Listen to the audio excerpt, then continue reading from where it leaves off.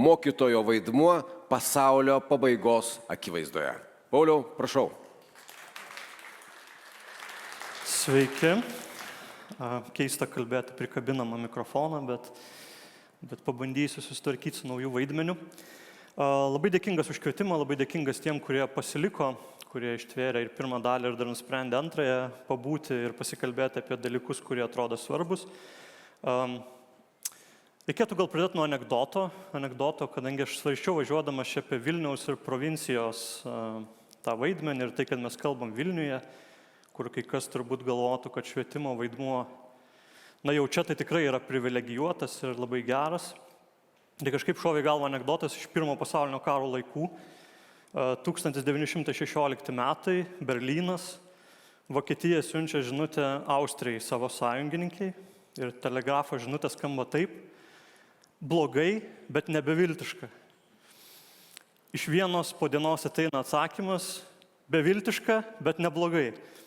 Tai man atrodo, toks susirašinėjimas galėtų vykti tarp Vilniaus ir provincijos mokyklų, kalbant apie švietimo situaciją. Mes daug kalbam apie ją tokiam pasaulio pabaigos nuotaikom, apokaliptiniam nuotaikom ir dėl to aš provokatyviai pasirinkau tokią temą, tokią temos formuluotę ir aš pabandysiu ją pateisinti. Aš pabandysiu pasakyti, kodėl svarbu mums prieš pradedant diskutuoti apie Vilnių, apie Vilniaus mokytojų bendruomenę, pakalbėti apie kontekstą, pakalbėti apie tos pokyčius, kurie vyksta pasaulyje ir pakalbėti apie tų pokyčių įtakas tiek globaliai, tiek lokaliai mums ir pakalbėti apie tai, kaip mes galėtume tą statusą mokytojo galbūt šiek tiek pakeisti. Tai pradėkime. Kodėl aš kalbu apie tas laikų pabaigos nuojautas? Aš pasiskolinu šitą iš tokio žymaus filosofo Slavojaus Žižeko, kadangi pats esu ne tik Vilniaus universiteto rektoriaus patarėjas, bet turiu ir filosofinį išsilavinimą, tai nesugebu šnekėti aiškiai ir suprantamai, visą laiką turiu pasakyti vietoj vieno sakinio 5. Tai Žižekas yra iš tokių žmonių, bet 4 tokias pasaulio pabaigos nuojautas jis yra ryškiai vardinęs ir jos galbūt šitoj salėje, šitoj tematikoj skamba labai tolimai, labai globaliai, bet man atrodo, kad yra svarbu jas fiksuoti, nes jos lemia tam tikrus pokyčius net ir jūsų darbe. Tai yra pasaulinė ekologinė krizė, mes tai vadinam klimato kaita ir įvairiausia su jie susiję reiškiniai. Ekonominės sistemos disbalansas. Populiariai sakant, tai yra kai vyko tas judėjimas Occupy Wall Street, buvo sakoma, maždaug 1% turi visą pasaulio turtą, 99% gyvenant skurdo ribos. Tai tas ekonominis disbalansas, jis pastebimas vakarietiškose valstybėse ir kad ir kaip mes bežiūrėsim, ar socialistiniu, ar konservatyviu, ar liberaliu žvilgsniu, mes negalim nematyti ir turbūt susidurėt ir jūs su jo pasiekmėmis. Biogenetinė revoliucija, tai yra tai, kad tiek pats žmogus kaip fizinė, kaip biologinė būtybė jį kinta ir atsiranda naujos galimybės tiek pratęsti gyvenimą, tiek pratęsti žmogaus kūną, tiek patobulinti žmogaus kūną, tiek apskritai turbūt dabar pradėta kalbėti apie žmogaus proto perkelimą į virtualią tikrovę. Tai šita biogenetinė evoliucija yra taipogi akivaizdus mūsų laikų reiškinys.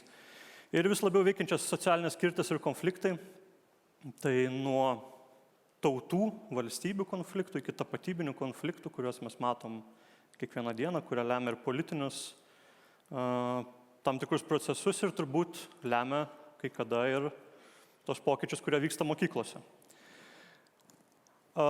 Ir koks mokytojo statusas tokiom aplinkybėm, čia mes aptariam, kokios yra globalios tendencijos, tai tuo pačiu metu mokytojas pasaulyje, kuriame yra didžiulė ekologinė krizė, bet ir daug žinojimo apie tą krizę, daug mokslinės informacijos.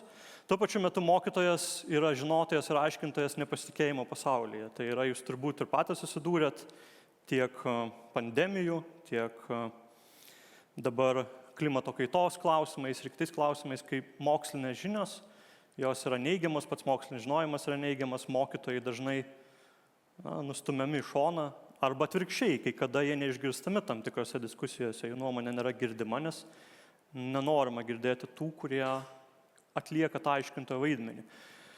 Ekonominė prasme, ekonominio disbalanso prasme, mes teigiam, čia jau banalu tai kalbėti apie tai, bet visgi mes postuluojam mokytojo prestižiškumą, Ir turbūt visuomeniai, ko be paklaustum, visi sutiktų nuo praeivio gatvėje iki politikų, ar išrinktų, ar neišrinktų, kad tai yra prestižinė profesija, bet jis jaučiasi ir negauna, ir objektyviai, ir subjektyviai negauna prestižinio atlygio. Tai yra tas prestižiškumas, jis visą laiką yra nepakankamas. Ir tas disbalansas ekonominis, kurį mes matom pasaulinė prasme, struktūrų prasme, jis atsispindi ir mokytojo darbo praktikoje. Kalbant apie biogenetinę revoliuciją, tai iš mokytojo visgi tikimasi tam tikro moralinio autoriteto vaidmens, tai yra moralės mokytojas, tuo pačiu metu vis sunkesnis tampa žmogaus klausimas ir atsakymas, kas yra žmogus, kas yra žmogiškumas, kokie jo tęsiniai yra moralūs, kokie ne, kaip dorotis tam tikrom problemom. Turbūt ryškiausias dabar esantis pavyzdys tai yra dirbtinio intelekto panaudojimas. Ar jis yra teisėtas ir mes turėtumėm jį suvaldyti. Šitą klausimą vyksta ir universitetų lygmenių, beje, ar dirbtinis intelektas yra papildinys, ar dirbtinis intelektas yra konkurentas. Ir aiškios pozicijos šito klausimo vis dar nėra ir į juos reikia atsakyti. Na ir galiausiai, kalbant apie socialinį disbalansą ir socialinės skirtis ir kovas, tapatybių konfliktus, tai kad mokytojas viena vertus susiduria nuolat su ta kintančia socialinė tikrovė, su įvairiais tapatybių karais, kurie paliečia ir mokyklą, ar tai būtų lytinio švietimo klausimas, ar tai būtų istorijos dėstymas, ar panašus kiti dalykai.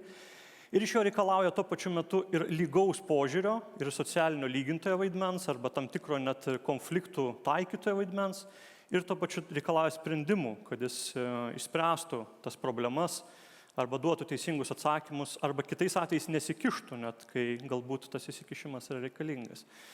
Tai taip aš mokytojo statusą matau tų globalių problemų akivaizdoje. O dabar pasikalbėkim, kas kuria tą mokytojo statusą, tai mes galim žiūrėti globaliai. Tai viena vertus yra toks didelis mastas, apie kurį mes dažnai nesuvokiam, negirdim, gauname tas žinias tik iš informacijos šaltinių, ar koks Antonijo Gutierešas apsilanko BRICS susitikime, tada sužinom, kad toks yra. Bet realiai įvairūs globalūs susitarimai ir įsipareigojimai, Jungtinių tautų programos, ES direktyvos, tarkim, Jungtinių tautų 17 punktų klimato kaitos programa, jie veikia ir mokyklų programas, ir veikia tuo pačiu ir mokytojo statusą netiesioginę prasme, kad įpareigoja tam tikram dalykam, įpareigoja tam tikrų globalių tikslų atspindėjimui savo darbe. Valstybės sprendimai, turbūt po rinkimų ypač aktuali tema, nors jie gal mano manimu nėra tas kertinis visą lemiantis klausimas ir dažnai net yra sureikšminamas, bet visgi naujos reformos, arba turbūt reikėtų šiandienos kontekste sakyti reformų stabdymas, programos, tvarkos, algoritmai, jie neišvengiamai veikia ir jūsų darbo, ir jūsų statuso klausimą. Visuomenės pokyčiai, kintančios normos, tradicijos, tendencijos, apie tai aš jau šiek tiek šnekėjau. Ir tai turbūt vienas rimtesnių tokių indikatorių, kad mokytojo vaidmuo keičiasi. Tai yra viena vertus mes postuluojam tą prestižiškumą, kita vertus jūs turbūt bendraudami su mokiniais ar mokinių tėvais matot, kad į mokytoją vis dažniau pradedama žiūrėti ne kaip į tai, ką mes vadinam autoritetu, o į tai kaip į paslaugos tiekėją arba kaip į padavėja žinių ir panašiai. Žodžiu, tos pagarbos klausimas labai dažnai susijęs būtent su visuomenės pokyčių lygmeniu. Bendruomenės lyderystė, tai čia turbūt svarbus ir aktualesnis jau jums dalykas, tai yra, kai mes kalbame kintantį statusą, tai pati bendruomenė dažnai gali keisti savo statusą. Tai priklauso ir nuo švietimo įstaigų, jų atstovų saviorganizacijos arba dezorganizacijos, politikos planavimo, tikslų kelimo ir įgyvendinimo. Tai šitie aspektai, man atrodo, visai svarbus. Tai dažnai nurašoma 3. ir 2. punktui, sakant, kad štai politikai turėtų spręsti tam tikrus klausimus, visuomenės pokyčiai, visuomenė turėtų kitaip į mus žiūrėti, pamirštant kalbėti apie 4. momentą, apie tai, kad bendruomenė lyderystė taip pat svarbi ir ji turėtų eiti ir veikti ir 3. ir 2. punktą. Ir gal net sėkmingų atveju ir 1. punktą, jau kalbėsime apie tapimą aukšto rango politinių lyderių. Ir galiausiai individualūs sprendimai, tai čia jau toks sunkiausiai apibrėžiamas dėmuo, bet mano manimu labai svarbus, tai yra kiekvieno mokytojo individualus pokytis, tobulėjimas, pasipriešinimas arba inicijavimas, paprastai sakant, valia būti mokytoju ir valia ginti savo statusą, savo tapatybę, valia kalbėti apie juos atvirai ir neperkelti labai dažnai ant 3. punktų šitų klausimų sprendimo. Šiek tiek pabandžiau prašyti, koks tas skirtumas tarp to mokytojo vaidmens ir to esamos situacijos. Lūkesčiai labai dažnai prasilenkia su ta tikrove, lūkestis pagrindinis dažniausiai susijęs su tuo, koks mūsų švietimo siekinys, o jis šiuo metu yra sėkmingas pasirodymas egzaminė arba sėkmingas perėjimas per visus švietimo laiptelius. Turbūt visi viduje jaučiam, kad jis neturėtų būti pagrindinis arba bent jau turėtų būti sekantis iš kitų dalių, bet dėja, parengimas egzaminams dabar turbūt pirminis yra dalykas ir dažnai mes netiesiogiai pamatom pavyzdį, kaip tas mokytojo statusas iš tikrųjų priklauso nuo parengimo egzaminams moduso, vien todėl, kad atsiranda staiga vienoje švietimo atkarpoje toks konkurentas mokytojo vaidmenį ir mokytojo statusui vardu korepetitorius. Ir tas korepetitorius staiga pradeda atlikinėti ir tą lūkestį pildyti šalia mokytojo, nes manoma, kad mokytojas nepakankamai išpildo tą lūkestį. Tai ugdymas, žinių perdavimas, moralinis formavimas, lyderystė, pristaikymas, lankstumas, nuolatinis tobulėjimas, visą tai, ką jūs turbūt girdit ar iš savo vadovų, ar iš sistemos pačios, kuri tikisi, kad jūs būsit tokie klausimų per daug nekeliantis tos sistemos nariai, o tikrovė, kad iš jūsų labai daug reikalavome biurokratinio įsitraukimo, greito programų diegimo ir adaptavimosi, paklusnumo, kalbant apie tą programų taikymą, susitaikymą, inertiškumą, kiekybinių vertinimų metodų, rezultatų ir efektyvumo. Tai čia yra, man atrodo, didelė tos įtampos dalis, kodėl mes, kai kalbame apie mokytojo statusą ir dėl ko mes pasiduodam kartais pabaigos laikų nuojautai, yra tai, kad ta skirtis tarp to, koks yra lūkestis ir kokia yra tikrovė, yra pakankamai nemaža ir mums nepavyksta tik sisteminėmis, tik išorinėmis priemonėmis to panaikinti. Ir aš bijau, kad mano minėti 2 ar 3 punktai, kai visuomenė ar valdžia bando kažką keisti, jie gali būti nepakankami tam, kad mes pabandytumėm išlyginti šitos skirtumus tarp lūkesčių ir esamos situacijos ir pabandyti kažkiek tai kalbėti apie dalykus tokius, kokie jie yra. Ar įmanoma pakeisti mokytojo statusą? Tai čia bendrai kalba apie pokyčius turbūt, bet koks pokytis jis gali vykti keliais metodais. Nesileisiu į platesnės šnekas dabar apie apskritai kiekvieną iš jų ir įgyvendinimo būdus, bet yra įmanomas revoliucijos arba radikalios sistemos reformos. Kaip matom, iš politinio atsako reformų dvasia yra gerokai pranykusi ir turbūt laikas joms dabar yra bent jau politinė visuomeninė prasme ne pats tinkamiausias. Ideologinis posūkis, tai yra mes apskritai keičiam savo požiūrį politinę prasme į tam tikrus procesus. Vietoj vienos politinės sistemos priimam kitą ir tai neišvengiamai keičia ir švietimo sistemos veikimą arba tą patį mokytojo statusą.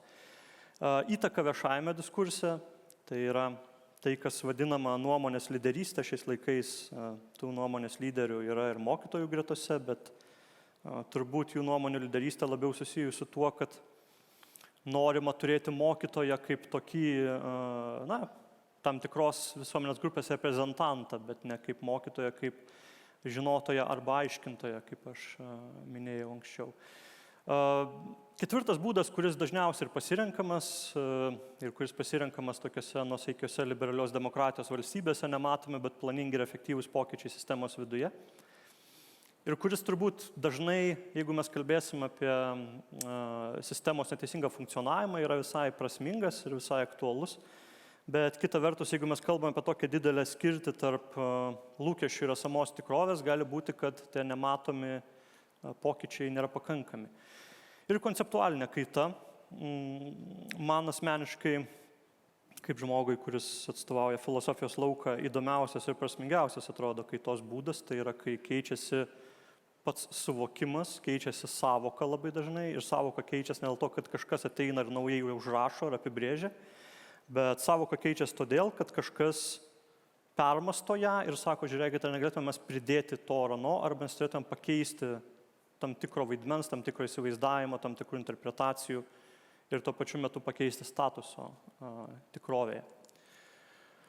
Tai kokios būtų išvados iš to, kas pasakyta, ir pabandysiu pakalbėti truputį dar apie tai, koks tas mažasis lygmuo, lokalusis lygmuo. Esu nekartą jau rašęs ir jau atkandęs dantis į šitą temą, bet man atrodo, kad tas bandymas ekonominių ir socialinių pokyčių pagalba pakeisti mokytojo vaidmenį, paprastai sakant, nuolat pritempinėti atlyginimą jo iki tam tikro lygmens. Man teko beje dalyvauti dar kaip žurnalistui tame procese, kai vyko idėjos Lietuvai tas pirmasis etapas ir buvo atrenkamos idėjos ir kilo ta jau keiksmažodžių tapusi ar tokia legenda tapusi mokytojas prestižinė profesija idėja. Ir visą laiką, kai aiškindavaisi apie tai, kaip tai įgyvendinama, visą laiką dažniausiai atsimuždavai tai, koks atlyginimas būtų tas pakankamas mokytojui. Ir savaime suprantama, kad atlyginimo dydis yra labai svarbus ir jį reikia nuolat kelti, auginti ir jis kartais atspindi netgi prestižiškumą. Bet visgi atlyginimo dydis, kaip mes puikiai žinom iš kitų profesijų, kuriuose gaunami dideli atlygiai, bet prestižo nėra arba nėra moralinio pasitenkinimo, jis ne tik su tuo susijęs. Tai mokytojo statusas, jeigu mes apie jį kalbėsim, ir tai, koks mokytojo vaidmuo ir kokia įtaka visuomeniai, ji negali būti paremta tik ant ekonominių ir socialinių procesų. Ne veltui aš minėjau konceptualinę kaitą, man atrodo, kad būdas, kuriuo mes galim Lietuvoje sumažinti įtampą tarp lūkesčių ir esamos situacijos skirties, yra toks kultūrinis filosofinis lūžis, kai mes suprantam, kad tam visam 4 didžiųjų krizių periode, kuriame mes gyvenam ir kur daugybė politinių sprendimų su tuo susiję ir kur daug net dabartinių geopolitinių pokyčių susiję su tuo, kalbant apie tai, kad vienos ar kitos valstybės staiga pamatė, kad gali užimti lyderystės vietą pasaulyje, kai kurios pasinaudojo tuo bandydamos užgrobti teritorijas, kai kurios naudojasi tuo bandydamos užgrobti savo dalį rinkoje, įtvirtinti savo galę. Kad toje globalinės krizės akivaizdoje išsilavinusios visuomenės dalies aktyvumas ir ugdymo tęstinumas yra atsakymas. Ir daug yra kalbama apie žinių visuomenę, bet man atrodo, reikėtų kalbėti apie žinojimo visuomenę. Ir čia būtų tikslesnis terminas, tai yra auginti visuomenę, kurioje žinojimas būtų sėkmės visų pirma principas, o antra tas žinojimo principas atsipirktų ne kaip pirmapradėj grandyje, kaip didelis atlygis, bet kaip tolesnės tavo galimybės sistemoje. Tai išgyvenimo sąlyga tokia situacija žinojimas, o ne efektyvumas. Ir man atrodo, mes labai dažnai krypstame tą efektyvumo grandį. Tai pritempiant prie to ir bandant pasakyti, kodėl prasminga apie tai kalbėti ir Vilniaus mokytojų burbulė, rate. Tai visų pirma, dėl to, kad tos lyderystės ir to pokyčio turbūt negalima, ką mes pamatėm, tikėtis iš kažkur iš išorės. Dabartiniai sisteminiai pokyčiai, jie nebeįvyksta kažkokių revoliucijų, didelių sistemų kaitos būdu. Dažniausiai tie pokyčiai tampa realūs bendruomenių saviorganizacijos, bendruomenių savo statuso kūrimo, kultūrinės tapatybės kūrimo būdu. Mokytojas, kuris yra ne tik kažkokia profesija, bet yra bendruomenės dalis, bendruomenės, kuri turi savo poziciją tam tikrais klausimais, kuri nebijo kritikuoti, kuri nebijo to, kad viduje yra pluralistiniai balsai, nesutarimai, bet vis tiek eina į viešas diskusijas, kalba apie tai, geba organizuotis ir geba save atstovauti. Man atrodo, kad tokio kultūrinio lūžio labiausiai reikia ir aš manau, kad pagal intelektualinį potencialą jis turėtų prasidėti būtent nuo Vilniaus ir turėtų prasidėti nuo ten, kur tas pokytis ryškiausiai būtų matomas ir galėtų būti paskleistas po visas kitas švietimo sistemos vietas. Tai toks mano nuo pesimistiškos konstatacijos iki optimistiško lūkesčio pranešimas. Dėkui, kad išklausė, tikiuosi, kad kilo kažkokių minčių, tikiuosi, kad nesutiksit su tam tikrais dalykais ir mes galėsim padiskutuoti. O dabar užleidžiu sceną Ryčiui. Ačiū Jums.